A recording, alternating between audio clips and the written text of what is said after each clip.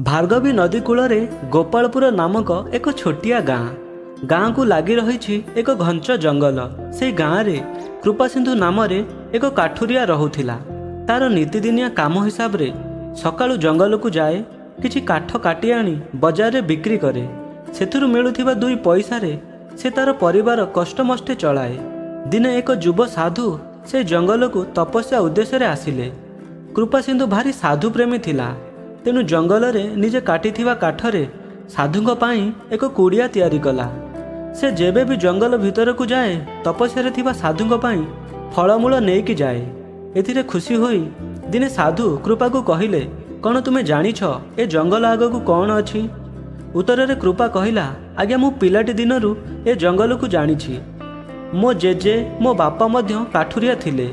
एपटे दरकार काठ मते पाखरु ही मिल जाए, तो मु आगकू केबे जाइनी, किंतु मु निश्चिंत जे आगकू किछि भी नाही। एहा सुनी साधु जनक टिके हसी देई कहिले, मु मो दिव्य दृष्टिरू देखि पारुछि जे एहा आगकू गोटे चंदन काठर घंच जंगल अछि। एकथा कृपा को सहजरे हजम हेला नाही। से एते वर्ष हेला ये जंगल रे बुलुछि, अथच एकथा जानिनी। मात्र केई मासरे ए साधु एकथा किपरि जानिले?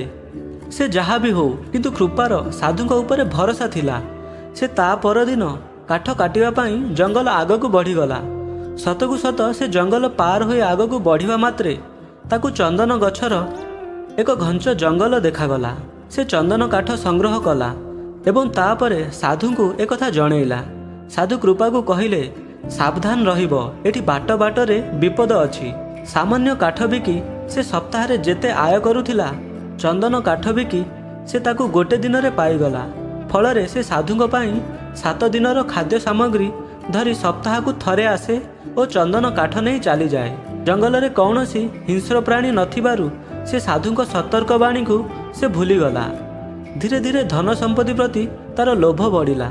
दिने साधुंक पाद सेवा करिबा आଳରେ चंदन जंगल आगकू कौन अछि बोली पचारिला। साधु ता मन कथा जानी पारिले, किंतु न जानिला परी कहिले, एहा आगकू एक रूपा खणी अछि, किंतु तुमे मन रख विपद मध्य अछि।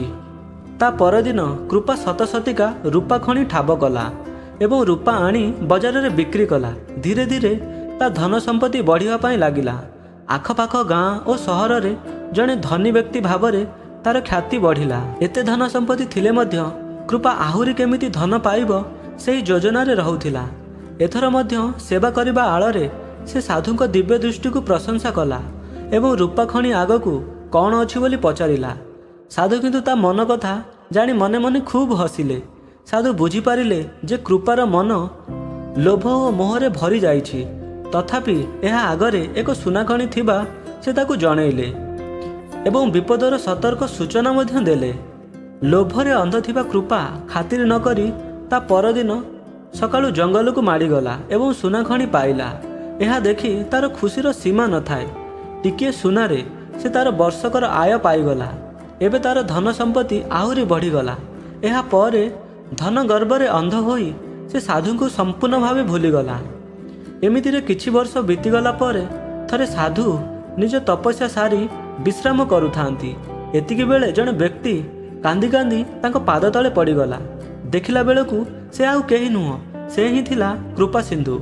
साधु ताकू पचारिले, बश्च मु मो दिव्य दृष्टि बଳରେ तुमको समस्त धन संपत्तिर ठिकाना बताइली। तुमे तो एबे खुशी रे रहिबा कथा, तुमर पुणी कौन असुविधा हैला? कृपा कहिला, आज्ञा मु एबे कोटी कोटी टंकार मालिक, किंतु मो जीवन रे शांति नाही।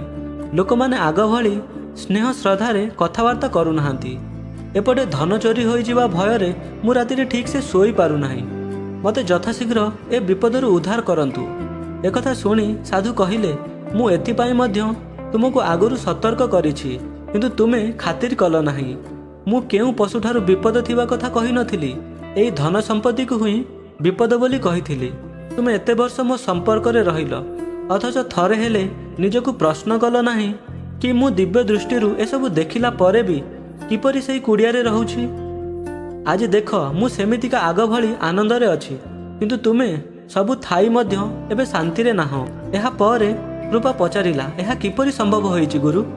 साधु कहिले, यह सब ध्यान जोगु संभव होइछि। ध्यान करने हेले मनीष को सांसारिक मोहमाया ठारू निजको दूरेइबाकू पड़िबो।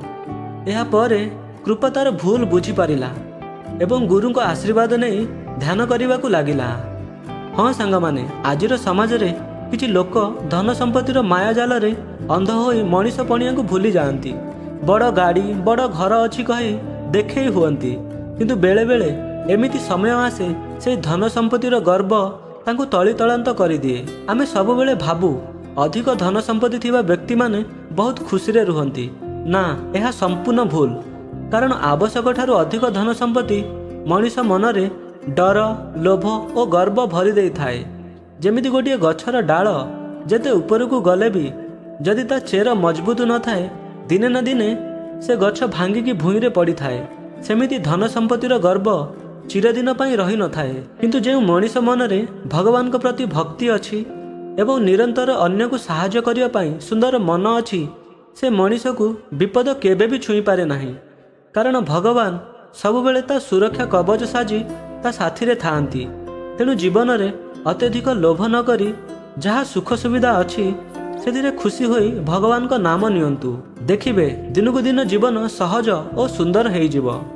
ଆପଣମାନଙ୍କୁ ଏଇ ଛୋଟିଆ ରିକ୍ୱେଷ୍ଟ, ଯଦି ଏ ଭିଡ଼ିଓଟି ଭଲ ଲାଗିଛି ତ ଚ୍ୟାନେଲକୁ ନିହାତି ସବସ୍କ୍ରାଇବ୍ କରନ୍ତୁ ଏବଂ ଭିଡ଼ିଓଟି କେମିତି ଲାଗିଲା କମେଣ୍ଟ ବକ୍ସରେ ନିଜ ମତାମତ ଜଣାନ୍ତୁ।